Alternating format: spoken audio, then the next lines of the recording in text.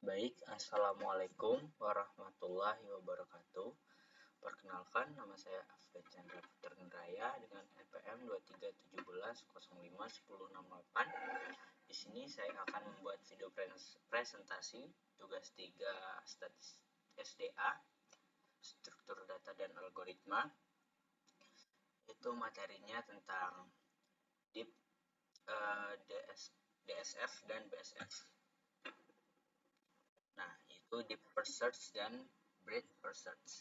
Yang pertama kita bahas adalah kompleksitas waktu atau time complexity antara DFS dan BFS. Kompleksitas waktu. Dalam DFS itu memiliki representasi grafnya. Biasanya graf direpresentasikan menggunakan agency list atau agency matrix.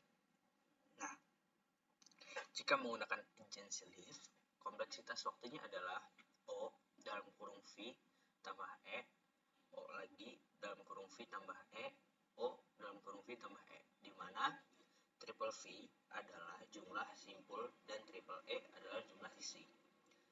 Jika menggunakan agency matrix, kompleksitas waktunya adalah O dalam kurung V2, O dalam kurung V pangkat 2, dan O dalam kurung V2.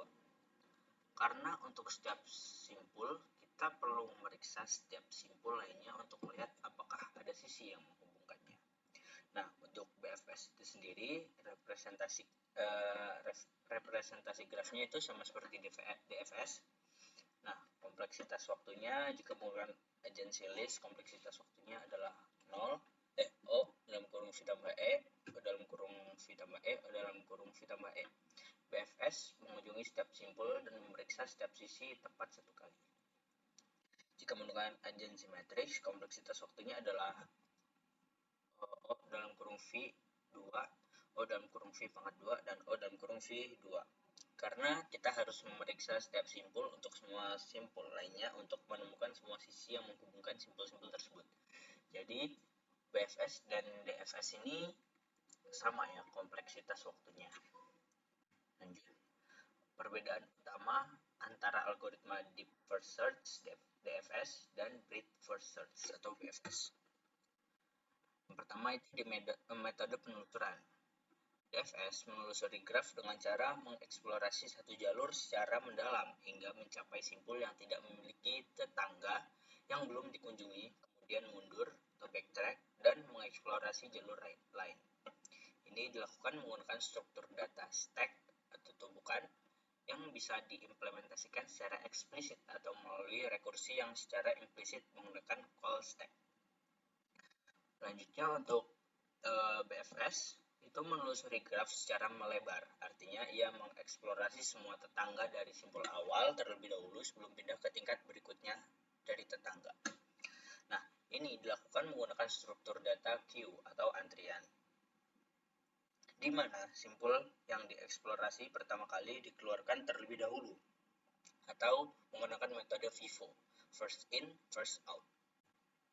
Selanjutnya, urutan penelusuran.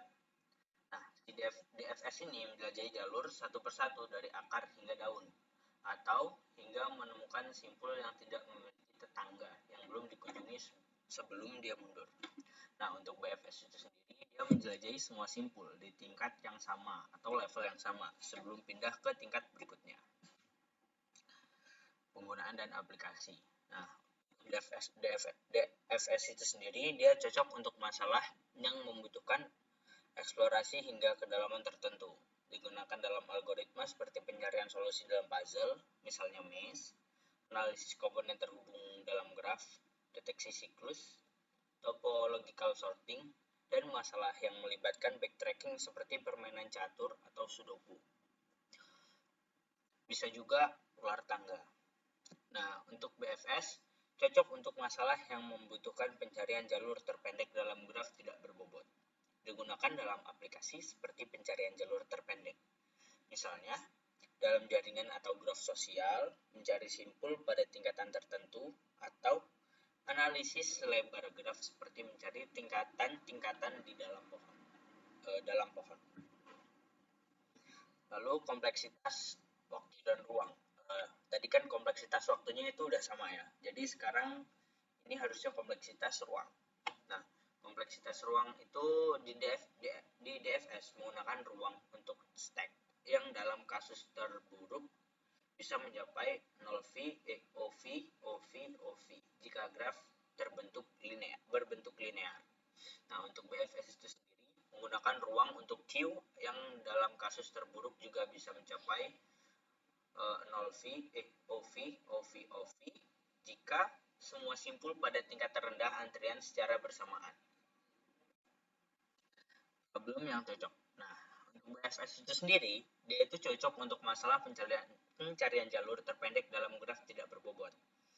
Nah, dia juga efektif untuk pencarian pada level tertentu atau untuk masalah yang membutuhkan eksplorasi level per level. Dia juga berguna dalam menemukan komponen terhubung atau level dalam pohon atau graf. Nah, untuk si DFS itu sendiri, dia ideal untuk masalah yang memerlukan eksplorasi mendalam seperti backtracking. Lalu efektif untuk deteksi siklus dan topological sorting, dan juga cocok untuk mengeksplorasi semua jalur atau menemukan semua komponen yang terhubung. Nah, ini data dan penjelasan. Nah, jadi dari kompleksitas waktu ya, si DFS dan BFS ini kan sama. Jadi dia sama-sama bagus. Lalu di kompleksitas ruang, dia juga sama-sama bagus. Dan dia bedanya di jalur terpendek. Nah, di jalur terpendek, BFS itu lebih dijamin memiliki jalur yang lebih pendek dibandingkan DFS. Lalu dari aplikasi umum, DFS dan BFS juga sama bagus. Lalu, ini menurut saya algoritma yang terbaik berdasarkan diagram tadi. Jadi BFS itu lebih baik dan lebih sesuai dibandingkan DFS dalam kasus-kasus di mana jalur terpendek dibutuhkan. BFS adalah pilihan terbaik ketika kita membutuhkan jalur terpendek dalam graf tidak berbobot. Lalu di penelusuran tingkat, ketika kita perlu menjelajah graf secara level per level, itu juga BFS lebih sesuai dibandingkan DFS. Lalu yang ketiga itu deteksi siklus. BFS adalah alat yang efektif untuk mendeteksi siklus dalam graf tidak berarah. Jaringan dan web, BFS digunakan dalam algoritma pencarian dalam ranking halaman di internet. Dan yang terakhir, komponen terhubung. BFS dapat menemukan semua komponen yang terhubung dalam graf dengan memulai dari simpul yang belum dikunjungi. Baik, sekian presentasi dari saya. Apabila ada salah kata, saya mohon maaf. Saya akhiri. Wassalamualaikum warahmatullahi wabarakatuh.